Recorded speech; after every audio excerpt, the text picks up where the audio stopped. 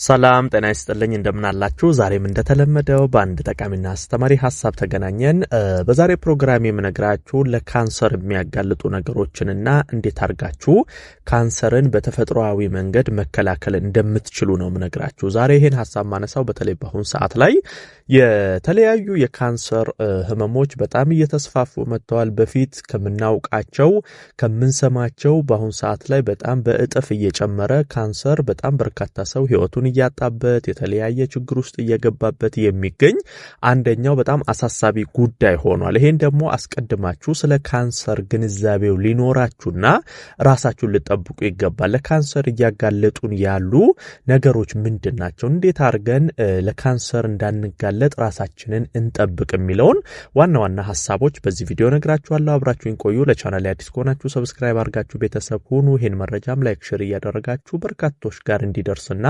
እንዲማሩበት እንድታደርጉ በክብር እየጠየቅኩ በቀጥታ ወደ ሐሳባችን እንግባ በመጀመሪያ ለካንሰር የሚያጋልጡ ዋና ነገሮችን ልንገራችሁ አንደኛው ካንሰር በዘር የሚተላለፍ ችግር ነው ይሄ በደንብ መታወቅ አለበት በተለይ ከዚህ ቀደም እንግዲህ በቤተሰብ ታሪካችሁ ስር በካንሰር የተጠቃ ከነበረ በእናት በአባት እህት ወንድም አክስት አጎት በዘራችሁ ስር ከዚህ ቀደም ካንሰር የተጠቃ ከነበረ ይሄ ነገር በዘር የመሄድ እድል አለው ብዙዎች በዘር አማካኝነት ለካንሰር የሚጋለጡ አሉ እንደዚህ አይነት ነገሮችን እንዴት መከላከል እንችላለን የሚለውን በኋላ ላይ መፍትሄዎቹን እነግራችኋለሁ መጀመሪያ ግን አጋላጭ ምክንያቶቹን እንድታውቋቸው ነው መጀመሪያ አንደኛ ነገር ካንሰር በዘር ሊተላለፍ ይችላል ሌላው በእድሜ መጨመር ነው እንግዲህ በተለይ 40-50 ዓመት እያለፋችሁ በሚሄድበት ጊዜ አኗኗራችሁን ማታስተካክሉ ከሆነ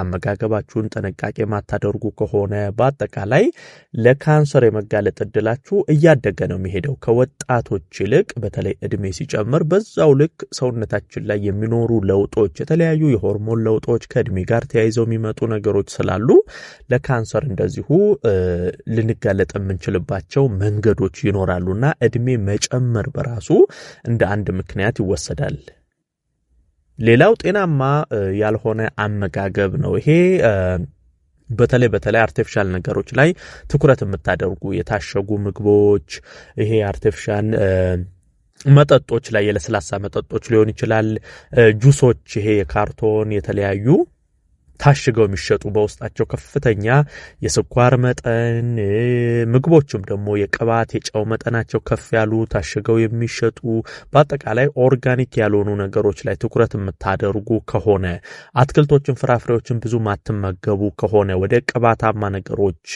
የተጠባበሱ ነገሮች እንዲህ አይነት ነገር ላይ ትኩረት የምታደርጉ ከሆነ ይሄ በራሱ ጤናማ ያልሆነ አመጋገብ መከተላችሁ ለካንሰር ለተለያዩ ካንሰሮች የመጋለጥ እድላችሁ ይጨምራልና ይሄ ከአመጋገብ ጋርም ተያይዞ ካንሰር ሊከሰት እንደሚችል ልታውቁ ይገባል ሌላውና መሰረታዊ ነገር በተደጋጋሚ ለጨረር ተጋላጭ መሆን ይሄ በስራ አማካኝነት በተለይ ይሄ ከጨረር ጋር ተያይዞ ስራ የምትሰሩ ከፍተኛ ላይት ብርሃን ያለባቸው ጨረሮች ያሉባቸው እንደዚህ አይነት ስራዎችን የሚሰሩ ሰዎች ይሄ የጨረር ድግግሞሽ ለካንሰር እንዲጋለጡ እያደረገ ይገኛል ብዙዎችን ስለዚህ ይሄን በራሱ ማወቅ አለባችሁ ረጅም ጊዜ ከጨረር ጋር በተያያዘ ንክኪ ያላችሁ ግንኙነት ያላችሁ ሰዎች ለካንሰር ስለሚያጋልጥ ይሄንንም እንደዚሁ መጠንቀቅ ያስፈልጋል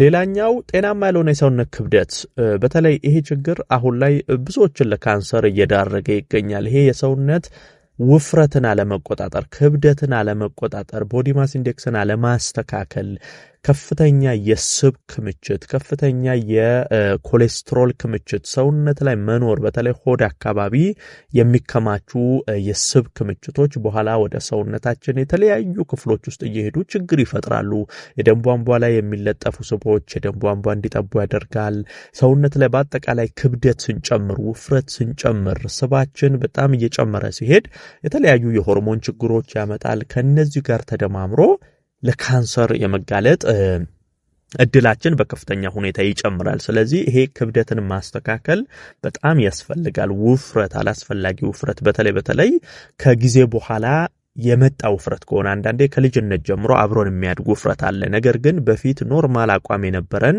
ከጊዜ በኋላ ከዚህ ከአመጋገብ ከአኗኗር ጋር ተያይዞ የመጣ ለውጥና የመጣ ከፍተኛ ክብደት ካለ እሱ ጤናማ ስላልሆነ ለካንሰር ሊያጋልጠን ይችላል። ሌላኛው ደግሞ ለተለያዩ ኬሚካሎች በተደጋጋሚ መጋለጥ ይሄ ልክ እንደ ጨረሩ ሁሉ ይሄ ኬሚካል የሚቀምሙ ሰዎች ከተለያዩ ኬሚካሎች ጋር ውህዶች ጋር እንዲህ ንክኪ ያላቸው ሰዎች ለካንሰር የመጋለጥ እድላቸው በከፍተኛ ሁኔታ ይጨምራል። እንደዚህ አይነት ስራዎችን የምትሰሩ ሰዎችም ጥንቃቄ ማድረግ አለባችሁ። ከተለያዩ ኬሚካሎች ጋር የምትነካኩ በተደጋጋሚ ያን ኬሚካል የመነካካት የማሽተት እንደዚህ ነገሮች ውስጥ የምትገቡ ካላችሁ ይሄ ለካንሰር ስለሚያጋልጥ በጣም ጥንቃቄ ያስፈልጋል። ሌላኛው በመጨረሻ መነግራችሁ ከአጋላጭ ምክንያቶች ሱሶች ናቸው። በተለይ ሲጋራ ማጨስ። ይሄ ሲጋራ ለረጅም ጊዜ ማጨስ ከሳምባ ካንሰር፣ ከጉሮሮ ካንሰር፣ ከተለያዩ ነገሮች ጋር ተያይዞ እጅግ በጣም ከፍተኛ ጉዳት ያመጣብናል። እንደዚህ አይነት ከሲጋራ ከተለያዩ ከመጠጥ ጋር የተያያዙ ሱሶችም እንደ አጋላጭ ሊሆኑ ይችላሉ። ታዲያ መፍትሄው ምንድነው? በተለይ እኔ ከመፍትሄዎቹ ጋር የምነግራችሁ አስቀድማችሁ ካንሰርን እንዴት አድርጋችሁ በተፈጥሯዊ መንገድ መከላከል ትችላላችሁ የሚለውን ልንገራችሁ። አንደኛ አሁን ይሄ ከላይ ያየናቸውን ነገሮች በጤናማ መንገድ መተርጎም ነው። ለምሳሌ ጤናማ ያልሆነ አመጋገብ ለካንሰር ያጋልጣል ከተባለ መፍትሄው ምንድነው? ጤናማ አመጋገብ መከተል ማለት ነው። አትክልቶችን፣ ፍራፍሬዎችን በደንብ መመገብ፣ ይሄ አርቲፊሻል ነገሮችን መቀነስ፣ የታሸጉ ምግቦች መቀነስ፣ ስኳር፣ ጨው፣ ቅባት ነገሮችን መቀነስና ጤናማ አመጋገብ መከተል አንደኛው ለካንሰርም እንዳንጋለጥ በአጠቃላይ ለጤናችንም በጣም መሰረታዊው ነገር ነው። ሌላኛው ክብደትን መቆጣጠር ብያቸዋለሁ። አላስፈላጊ ውፍረት ለካንሰር የሚያጋልጥ ከሆነ በተቃራኒው የአካል ብቃት እንቅስቃሴ እየሰራን ክብደታችንን መቆጣጠር ማስተካከል ያስፈልጋል። ይሄ ለጨረር ለኬሚካሎች ተጋላጭ የምትሆኑም ሰዎች በተቻላችሁ አቅም ይሄን ችግር ለመቅረፍ ከእንደዚህ አይነት ስራ ለመውጣትና ከኬሚካል ከጨረር ጋር ያላችሁን ግንኙነት ራቅ ማድረግ ያስፈልጋል። ከዛ ባለፈ ካንሰር ተከላካይ ምግቦችን መመገብ ለምሳሌ ልክ እንደ ነጭ ሽንኩርት፣ ዝንጅብል፣ እርድ፣ ሚጥሚጣ እንደዚህ አይነት ምግቦችን አመጋገባችሁ ስር ማካተት ያስፈልጋል። እነዚህ ጸረ ካንሰር ምግቦች ናቸው። ለካንሰር ያለንን ተጋላጭነት ይቀንሳሉ። ካንሰር ሴሎች ሰውነታችን ላይ እንዳይነቃቁ ያደርጋሉ። እነ ነጭ ሽንኩርት፣ ዝንጅብል፣ እርድ እንዲህ አይነት ምግቦች በጣም ጠቃሚና አስፈላጊ ናቸው። እነዚህን አመጋገባችሁ ስር ብታካትቱ መልካም ነው። እንደ አጠቃላይ ስለ ካንሰር ይሄን መሰረታዊ ሐሳብ መገንዘብ ያስፈልጋል። ለቻናሌ አዲስ ከሆናችሁ ሰብስክራይብ አድርጋችሁ ቤተሰብ ሁኑ። ይሄን መረጃም ላይክ ሼር አድርጋችሁ ለሌሎችም አጋሩ።